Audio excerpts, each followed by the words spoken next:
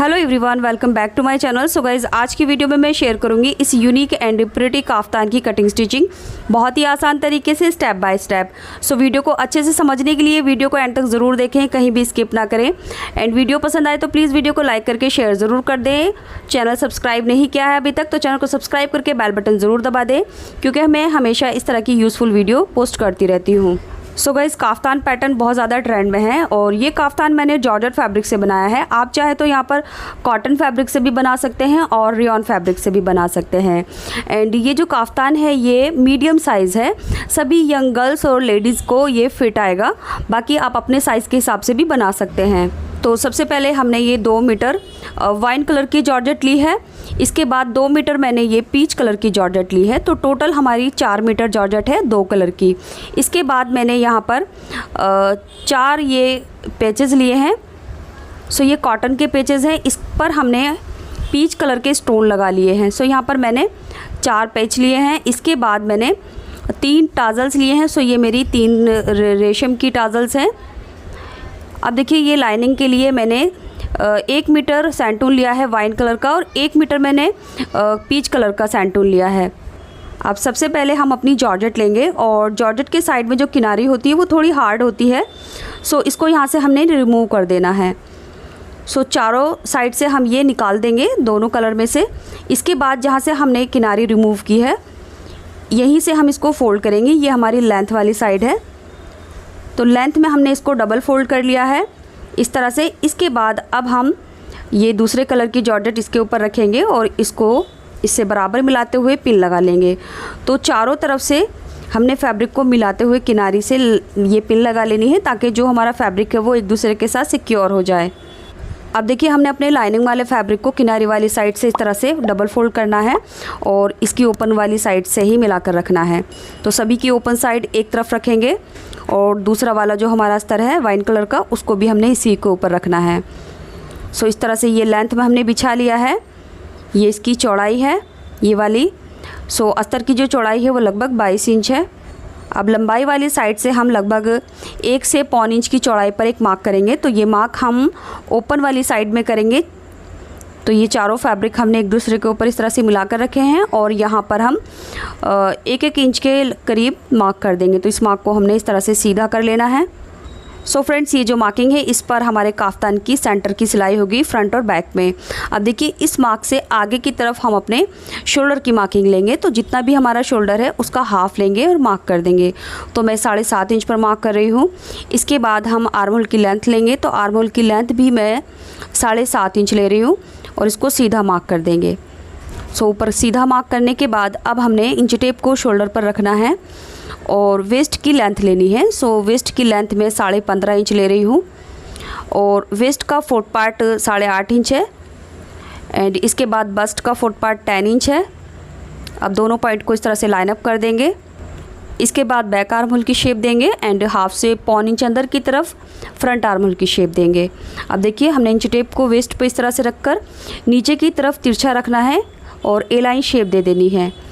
इसके बाद हमने अपना मार्जिन ऐड कर लेना है। तो 1.5 से 2 इंच मार्जिन ऐड कर लेंगे और नीचे से ऊपर की तरफ 4 इंच पर हमने ये गोलाई देनी है। सो इस तरह से हमने गोलाई दे दी है। अब हमने इसकी कटिंग करनी है। तो ये जो कटिंग है हम सिर्फ अपने अस्तर वाले फैब्रिक पर करेंगे, जॉर्जेट फैब्रिक को हमने नहीं कट करना है। सो आगे की तरफ से देखिए, ध्यान से हमने अपने सिर्फ लाइनिंग वाला फैब्रिक कट करना है। पहले बैक आर्म होल कट करेंगे और साइड से जो हमने सिमिंग अलाउंस ऐड किया है उस पर कट कर देंगे।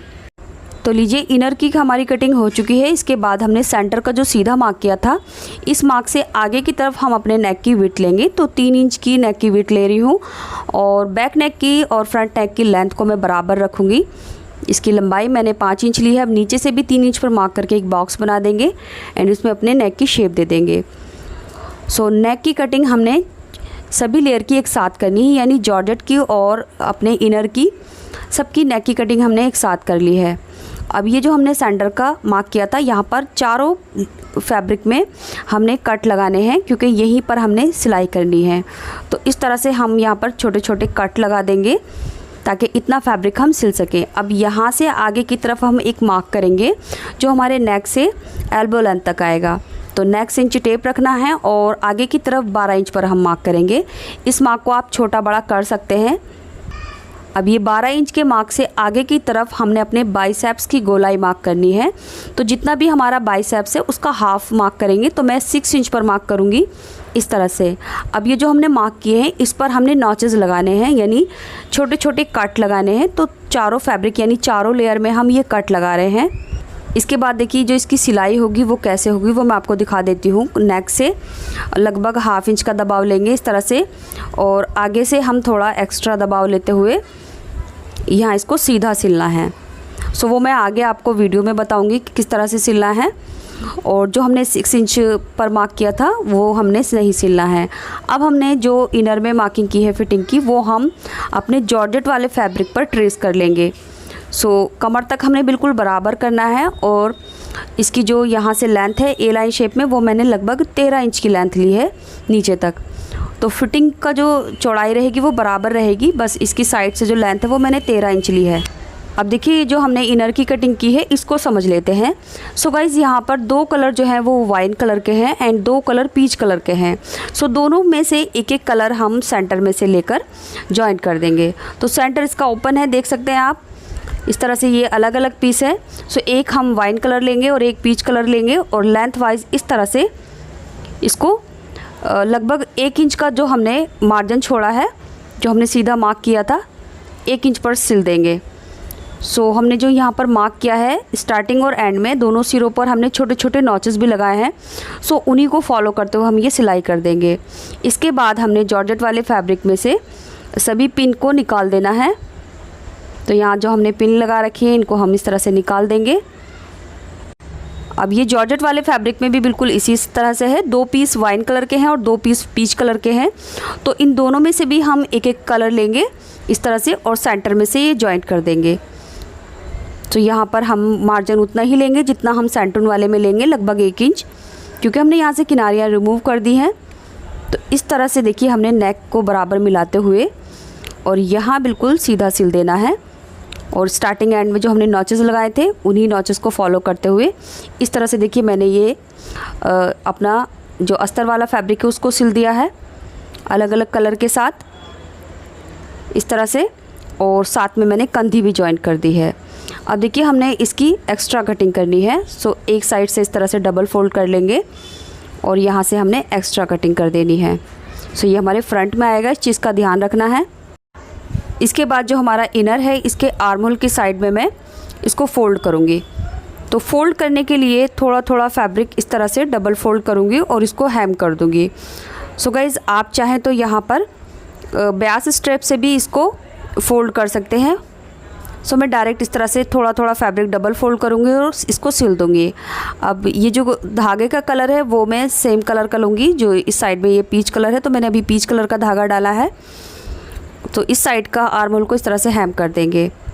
अब दूसरी साइड का आर्म होल हेम करने के लिए हम धागे का कलर है जो है वो चेंज कर लेंगे, और इस साइड के आर्म होल को भी हम इसी तरह से डबल फोल्ड करेंगे और सिलाई कर देंगे। सो ऐसे ही हमारा आर्म होल फिनिश हो जाएगा।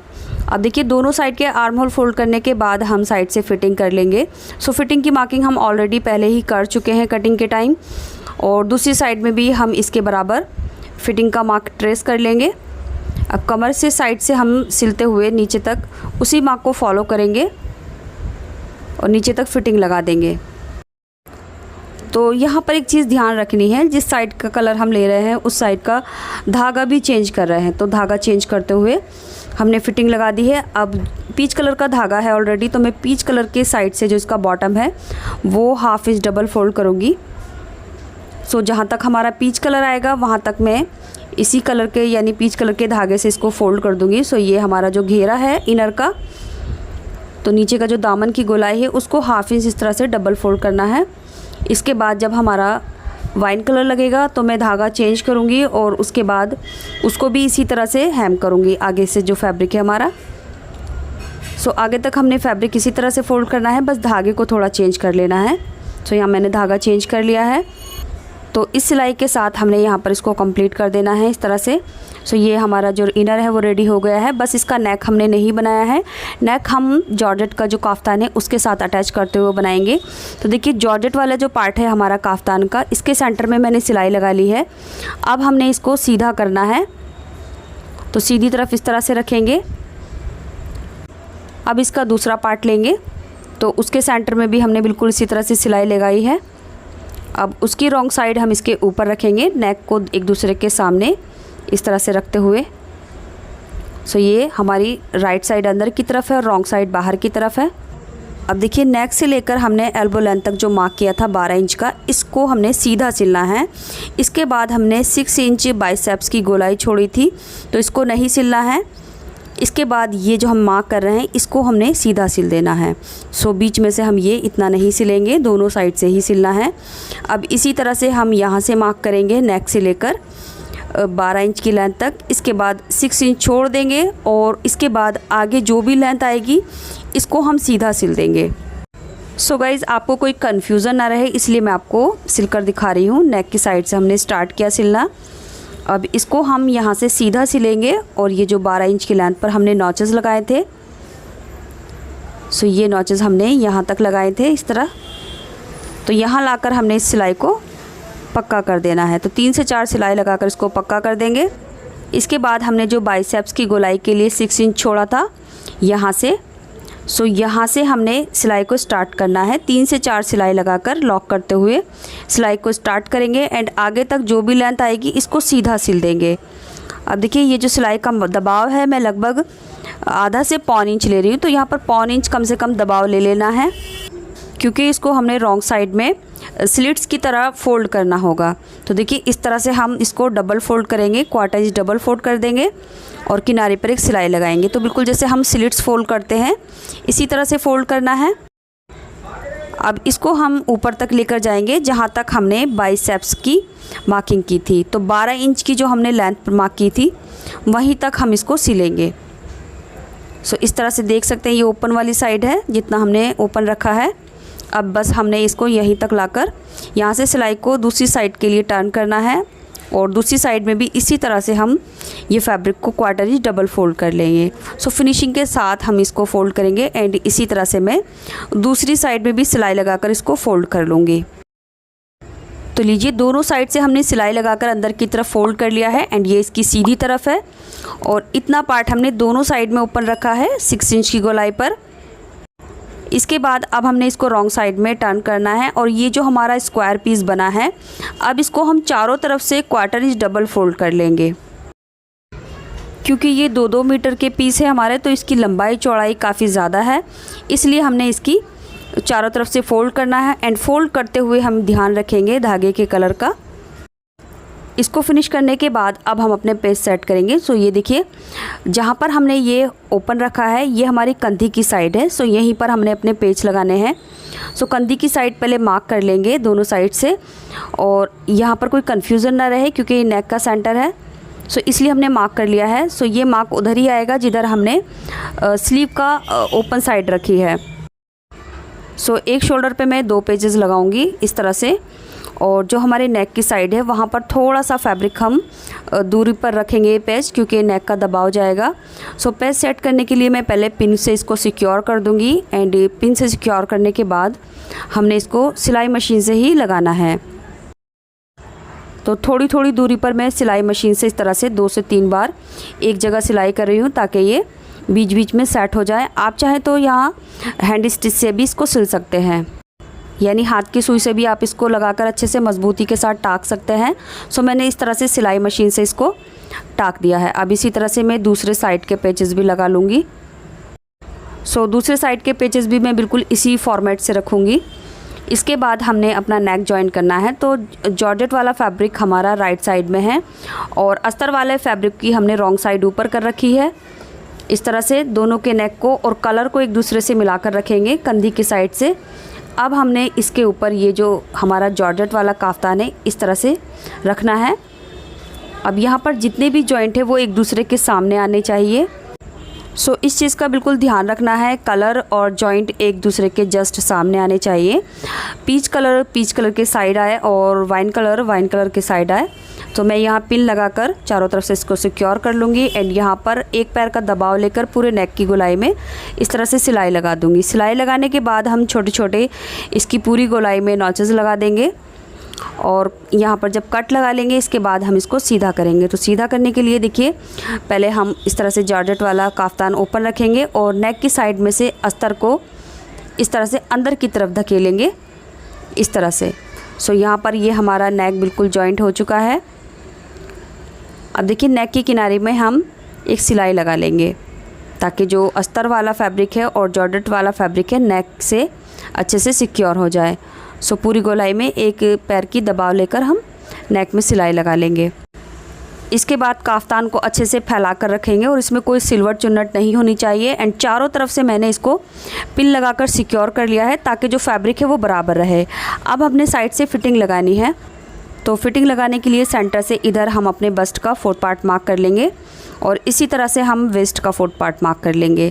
सो मार्किंग हमने स्टार्टिंग में भी कर ली थी, तो मैंने उसी मार्किंग को दोनों साइड में ट्रेस करके इस तरह से मार्क कर लिया है। अब हमने इसकी फिटिंग लगानी है। तो अस्तर वाला जो फैब्रिक है वो हम अंदर की तरफ कर देंगे, वो काफ्तान के साथ बिल्कुल नहीं सिलना चाहिए और साइड से जो फैब्रिक है बिल्कुल बराबर मिला कर रखेंगे। क्योंकि हमने यहाँ पर पिन लगा ली है तो सिलते हुए हमारा फैब्रिक इधर उधर नहीं भागेगा। अब सिंपली हमने सीधा करके काफ्तान रखना है। सो गाइज़ ये जो सिलाई है वो काफ्तान की सीधी तरफ होगी, रॉन्ग साइड में काफ्तान की सिलाई नहीं होती है। सो जो उसी मार्किंग पर हम ये सिलाई करेंगे। स्टार्टिंग और एंड में सिलाई को पक्का करेंगे 3 से 4 सिलाई लगाकर इस तरह से। अब इसी तरह से दूसरी साइड में भी हम फिटिंग लगा लेंगे इस तरह से।